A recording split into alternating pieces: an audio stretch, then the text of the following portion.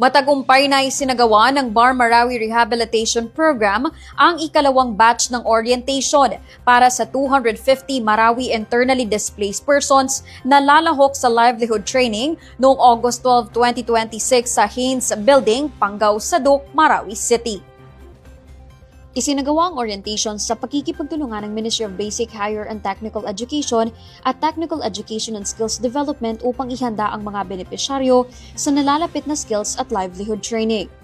Ipinaliwanag sa orientation ang proseso ng pagsasanay, mga tuntunin at kondisyon at mga kursong maaaring kunin ng mga kwalipikadong kalahok. Nagkaroon din ng open forum kung saan malayang nakapagtanong at nakapaglahad ng kanilang mga alalahanin ang mga benepisyaryo. Bahagi ng programa ang pagbibigay ng employable skills sa Marawi IDPs upang magkaroon sila ng mas malaking pagkakataong makapaghanap buhay at makapagtatag ng mas matatag na kabuhayan.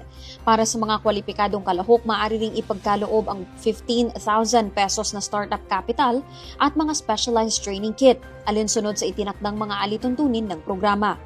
Ayon sa BARM MRP, bahagi ito ng patuloy na pagsisikap ng Bangsamoro government na palakasin ang economic resilience at self-reliance ng mga pamilyang naapektuhan at napalikas dahil sa kaguluhan sa Marawi. Sa pamamagitan ng Office of the Chief Minister BARM MRP, patuloy na isinusulong ng Bangsamoro Government ang mga programang nakatuon sa rehabilitasyon ng Marawi at pagbibigay sa mga displaced families na kakayahang makabangon, makapaghanap buhay at muling makapagsimula. Ang programa ay bahagi rin ng commitment ng pamahalang Bangsamoro sa isang transparent, accountable at people-centered rehabilitation tungo sa pagtatag ng mas matatag at self-reliant na mga komunidad sa Marawi City.